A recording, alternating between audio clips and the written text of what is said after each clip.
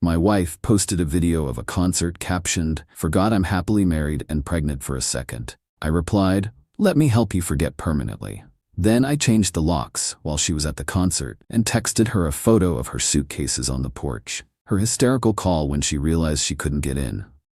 I want to be clear about something up front. I'm not the kind of husband who ignores red flags.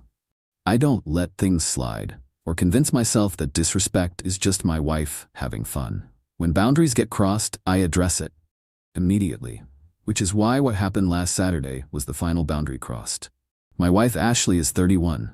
I'm 33. We've been married 4 years. She's 6 months pregnant with our first kid. By all appearances, we had a solid marriage, good communication, mutual respect, or so I thought. About a year ago, Ashley got really into social media. Instagram, TikTok, the whole thing. Started posting constantly. Outfit of the day, coffee runs, her journey, whatever. I didn't care. Everyone's online now, do your thing. But then the posts started changing. First incident was 9 months ago. She posted a photo at a bar with her girlfriends. Caption, "Out with the girls pretending I'm single again." I saw it while I was at work. Felt like a gut punch. When she got home, I showed her the post. "What's this about?" "Oh my God, it's a joke. You're so sensitive." "It's disrespectful. Why would you pretend you're single when you're married to me?" "It's just something girls say. It doesn't mean anything." "It means something to me. Delete it." She rolled her eyes but deleted it. "Happy now?" "I'm serious, Ashley. I don't want you posting stuff like that. It's embarrassing." "Fine, whatever. I won't." Boundary set, issue addressed. Moving on. Second incident was 6 months ago. She went to a bachelorette party in Vegas, posted Instagram stories all weekend. One of them showed her dancing with some guy at a club. Caption, "What happens in Vegas?" I called her immediately. "Ashley, what the hell is that post?" "What post?" "The one where you're dancing with some random guy with a caption about Vegas." "Oh, relax. I was just dancing. It's a bachelorette party." "I don't care. You're married. You don't post suggestive shit about other men. You're being controlling." "I'm being a husband who doesn't want his wife publicly flirting with strangers on Instagram." Delete it. "Now, you're overreacting." Delete it, or I'm coming to Vegas and we're having a much bigger conversation. She deleted it, called me crazy, accused me of ruining her fun. When she got back, I sat her down. "This is the second time. I told you after the first time that this kind of content isn't okay. You promised you'd stop. You didn't. It was just a dance. It was disrespectful to me, to our marriage. If this happens again, we're going to have serious problems." "Fine, God, I won't post anything ever again." "Don't be dramatic. Post whatever you want. Just don't post stuff that disrespects our marriage." "Okay, I get it. I'm sorry." Boundary reinforced. Another line drawn. Third incident was 3 months ago. She went to brunch with friends. Posted a photo of mimosas with the caption, "Day drinking because my husband's not here to judge me." I texted her immediately. "Delete that post." "Why? It's funny." "No, it's not. It makes me look like some controlling asshole who doesn't let you drink. Which, by the way, you're pregnant. Why are you even posting about day drinking? It's a virgin mimosa. Then why caption it like you're doing something behind my back?" "Oh my God, you're impossible." Delete the post. She deleted it, but this time she didn't apologize. When she got home, I was done playing nice. "We need to talk." "About what?" "About you repeatedly posting disrespectful shit about our marriage, even though I've asked you multiple times to stop." "It's social media. It's not that deep." "It is that deep. You're publicly portraying our marriage as something you want to escape from. That's not a joke. That's not funny. That's humiliating. You're being overdramatic. I've addressed this 3 times now, 3 separate incidents. Each time you promised to stop. You haven't. Maybe you should just not look at my Instagram if it bothers you so much. Maybe you should respect your husband enough not to post things that make him look like a joke." She got quiet. Then, "I'm sorry. You're right. I'll be more careful." "This is your last chance, Ashley. One more post like that and we're going to have a very different conversation." "I understand. I promise." I believed her. Stupid, maybe, but I believed her. Fast forward to last week. Ashley's obsessed with this singer. I don't even know who. Some pop guy. She's been talking about his concert for months. Bought tickets back in January. $300 for floor seats. I didn't care. Go have fun. Enjoy the concert. Saturday afternoon, she left. Concert was 2 hours away in the city. She was going with her sister and 2 friends, staying overnight at a hotel because the concert ended late. "I'll be back tomorrow afternoon," she said, kissing me goodbye. "Don't burn the house down. Have fun. Text me when you get there." She left around 2 p.m. Around 8 p.m. I'm watching TV. My phone blows up. Notifications from Instagram, Facebook, texts from friends. I opened Instagram. Ashley had posted a video, concert footage, the singer on stage. Ashley in the crowd, screaming, dancing. Typical concert stuff. But the caption, "Forgot I'm happily married and pregnant for a second" there. I read it 3 times. Then I read it again. Then I checked the comments. Her friends hyping her up. "Girl, same. We're all single tonight. What pregnancy?" Laughing emojis everywhere. My phone buzzed. Text from my buddy Mike. "Dude, did you see what Ashley posted?" Another text from my brother. "What the fuck is this?" Another from my mom. "Honey, did something happen with you and Ashley?" I sat there. Remote in one hand, phone in the other. 4 incidents. 4 times I'd addressed this. 4 promises she'd made. And here we were again. Except this time, she wasn't pretending to be single at a bar. She wasn't dancing with strangers. She was publicly announcing that she'd forgotten, even for a second, that she was married and pregnant. With my kid. I opened Instagram, typed a comment under her post, "Let me help you forget permanently," posted it. Then I got up. We lived in an apartment, 2-bedroom, lease was in my name only.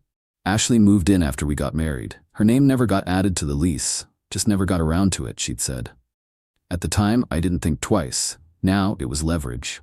I went to the bedroom, opened her closet, started pulling clothes off hangers, the expensive dresses she'd bought for Instagram photos, the designer handbag her mom got her for Christmas, the shoes lined up like a boutique, all of it, into suitcases. I was methodical, didn't throw anything, didn't damage anything, just packed, clothes, shoes, jewelry. All her toiletries from the bathroom, the $80 face cream, the hair products that took up half the counter, the makeup bag that weighed 5 pounds. Her nightstand, the books she never read, the lotion, the phone charger, the journal she wrote in for 2 weeks before abandoning it, her office stuff, the laptop, the ring light she used for selfies, the tripod, the backdrop she'd set up for professional photos, every trace of her. 2 hours of packing, 3 suitcases, 4 boxes, 2 bags. I carried everything to the front porch, made multiple trips, my back hurt by the end. Arranged it all neatly, suitcases in a row, boxes stacked, bags on top. Took a step back, looked at it. 4 years of marriage reduced to luggage on a porch. Took a photo. While I packed, I called a 24-hour locksmith. "I need my locks changed tonight. How soon can you get here?" "I've got a guy who can be there by 11 p.m. "Perfect. Send him. Cost $280. Cash or card?" "Cash, I'll have it ready." I sat down, looked around the apartment. It was quieter without her stuff. Cleaner somehow. Her clutter was gone. The throw pillows she'd scattered everywhere. The candles on every surface. The live, laugh, love sign she'd hung in the kitchen that I'd always hated. I took that down too. Threw it in one of the boxes. Then I texted her the photo of her stuff on the porch. "Your stuff's on the porch. Locks are being changed. Don't come back." I sat on the couch, waited. 5 minutes. Nothing. 10 minutes. My phone rang. "Ashley." I didn't answer. She called again. Text, "What are you talking about?" Text, "This isn't funny. Answer your phone." I didn't respond. The locksmith showed up at 10:53 p.m., changed the locks on the front and back doors, gave me 3 new keys, $280, paid in cash. "The domestic situation?" he asked. Something like that. "Good luck, man." He left. I went to bed. My phone rang 37 times that night. Ashley, her sister, her mom, her friends. I turned it off. Sunday morning I woke up to 93 text messages. Most were from Ashley. "Where is my stuff? You can't do this. I'm pregnant. This is illegal. I'm calling the police. Please just talk to me. I'm sorry, okay? I'll delete it. Please. I'm staying at my sister's. We need to talk. I love you, please." A few were from her sister. "What the hell is wrong with you? She's 6 months pregnant. You're insane." Several from her mom. "We need to discuss this like adults." Ashley is devastated. "Whatever she did, this is too far." And one from my mom. "Ashley's mother called me. What happened? Call me." I made coffee. Checked Ashley's Instagram. The concert post was still up. Over 300 likes now. My comment, "Let me help you forget permanently," had 89 likes and dozens of replies. OMG, what does this mean? Are you guys okay? This is savage. I screenshot everything. Her post, the comments, my comment, all of it. Then I called a lawyer. Sunday 9 a.m. Left a voicemail with the divorce attorney my brother had used. "I need to file for separation and start eviction proceedings. Call me Monday." Then I called my mom. "What happened?" she asked immediately. I explained. The 4 previous incidents, the boundaries I'd set, the promises Ashley made, the concert post. "And you kicked her out while she's pregnant?" I removed her belongings from an apartment that's leased solely in my name and changed the locks to protect my property and peace of mind. That sounds like something a lawyer told you to say. I called a lawyer this morning. She's carrying your child. She's also publicly humiliating me repeatedly after promising multiple times to stop. "So you kick her out?" I set a boundary. She crossed it. 4 times. I told her what would happen. She did it anyway. Mom was quiet. Then, "What do you want me to say?" "Nothing. I'm just letting you know I'm handling it." "Does handling it include letting your pregnant wife back into her home?" "It's not her home. Her name's not on the lease. And no. You're being cruel. I'm being decisive. There's a difference." We hung up. Monday morning, the lawyer called back. Her name was Jennifer Huang. She sounded efficient and completely unsurprised by my story. "Okay, so legally this is messy." I figured. "Your wife has established residency even without being on the lease. Changing the locks without notice is technically an illegal eviction in most states. She could sue. Will she? Do you think she will? Probably not. She's too embarrassed." "Good, because if she does, you'll lose. But if she doesn't pursue it, we can move forward with a legal separation filing and formal eviction process to cover your bases retroactively." "How long does that take?" "Separation can be filed today. Eviction notice is typically 30 days, but given the circumstances and her residency elsewhere, we might avoid it entirely if she doesn't fight. File everything. It'll cost you about $5,000 up front. Do it." Papers were filed by end of business Monday. Tuesday morning, Ashley showed up at my workplace. I work in IT for a mid-sized company. She came to the front desk. Receptionist called me. "There's an Ashley here to see you. Tell her I'm unavailable. She says it's an emergency. Tell her to leave or I'll call security." Ashley left. She texted me, "We need to talk. I'm sorry, please." I replied, "Talk to my lawyer, Jennifer Huang. I'll send you her info." "I don't want a lawyer. I want my husband." "You should have thought about that before you publicly forgot you had one. It was a joke. It was the 4th time. I warned you." "So you're just done? After 4 years?" "You were done every time you posted something disrespectful. You just didn't think I'd follow through. I'm 6 months pregnant with your baby. I'm aware. You'll get child support. My lawyer will send over custody terms. I don't want custody terms. I want to fix this." "Nothing to fix. You made your choice. 4 times. I made mine. Please, I love you. You love attention more. That's been clear for a year." She stopped responding. Wednesday, my brother called. "Mom's losing her mind. Says you're being unreasonable." Mom wasn't publicly humiliated 4 separate times. Was it really that bad? Yes. Bad enough to divorce your pregnant wife? Bad enough to divorce a woman who repeatedly disrespected our marriage after being asked to stop. Fair enough. What do you need from me? Nothing. Just letting you know I'm not changing my mind. Got it. I'm here if you need me. Thursday, Ashley's mom showed up at my apartment. I opened the door. She looked furious. "We need to talk." "No, we don't. You kicked my pregnant daughter out of her home. I removed my wife's belongings from an apartment leased in my name after she violated boundaries we'd established. Over an Instagram post? Over 4 Instagram posts. After 4 conversations and 4 promises to stop. So what? You just give up?" "I didn't give up. I enforced consequences." She's devastated. She should have thought about that before posting. "You're heartless. I'm consistent. There's a difference." She left. 2 weeks passed. Ashley stayed at her sister's. My lawyer sent over separation papers and custody proposals. Ashley's lawyer responded. Back and forth. Standard divorce stuff. The Instagram post stayed up for 5 days before Ashley finally deleted it.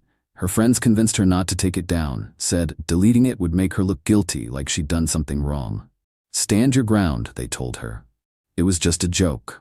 By day 5, She finally gave up and deleted it. But by then, screenshots were everywhere. Her friends' group chat, Facebook groups, Twitter. My comment, "Let me help you forget permanently," became a meme in our social circle. Someone made it their Facebook cover photo. Someone else turned it into a motivational poster with my comment in bold letters over a sunset background. The original video of the concert got saved and re-uploaded by at least a dozen people. Every repost had hundreds of comments. He did what needed to be done. She found out actions have consequences. Imagine being 6 months pregnant and posting this. He's savage and I respect it. He's an asshole. She was just having fun. Just having fun after he asked her to stop 4 times? Nah. The debate raged for weeks. People picked sides like it was a political election. Some people thought I overreacted. Most understood. Ashley's friends sided with her, obviously. Created a whole narrative where I was controlling and abusive. He monitored her social media. He isolated her from friends. He abandoned a pregnant woman over a joke. Never mind that I didn't monitor anything. Her posts were public.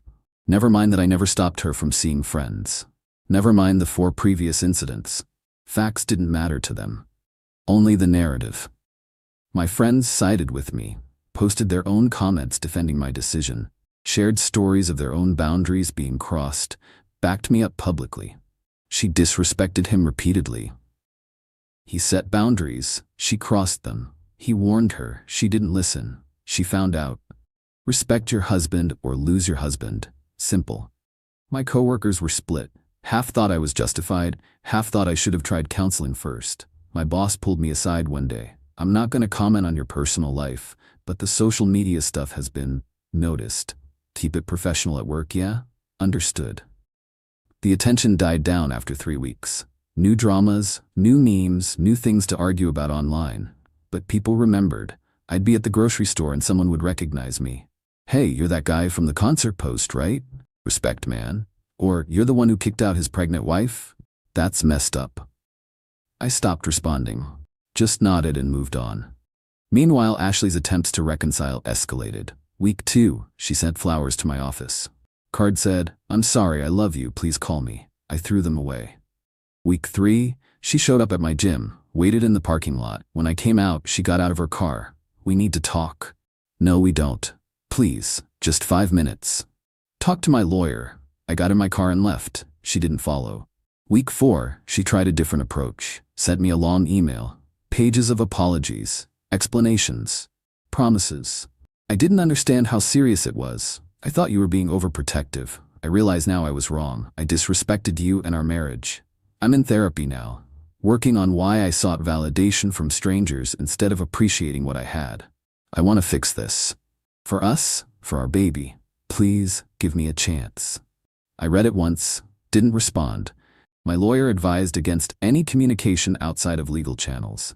"Everything you say can be used in custody hearings. Keep it through lawyers only." So I did. 3 weeks after the concert, Ashley texted through a friend's phone. I'd blocked her number. "Can we please talk in person?" "About what?" "About us, about the baby, about fixing this." "There's nothing to fix.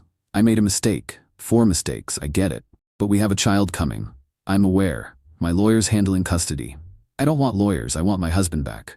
"Then you should have respected your husband the first time he asked." "I'm sorry. You've said that before." "I mean it this time. You said that too, 3 times ago, please."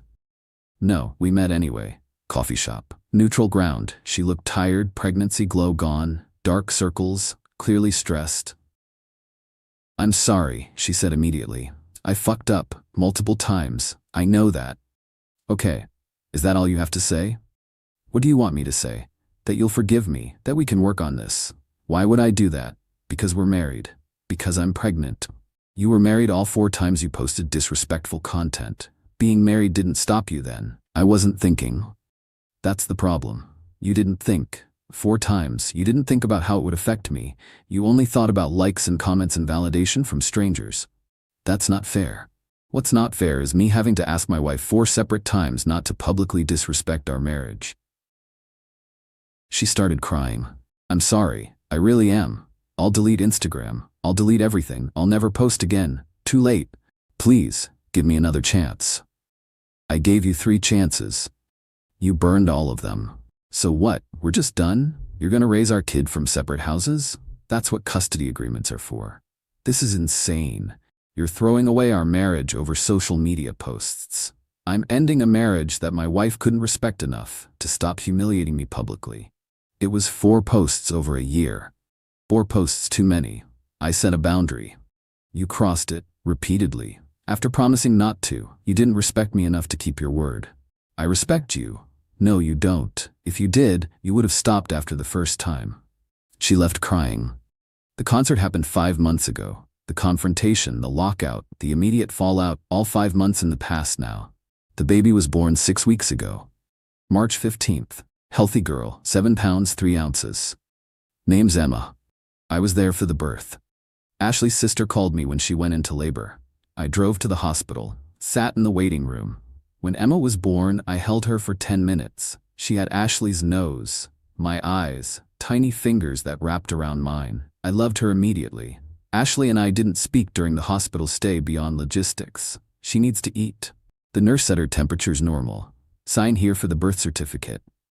We were strangers co-parenting, not partners celebrating.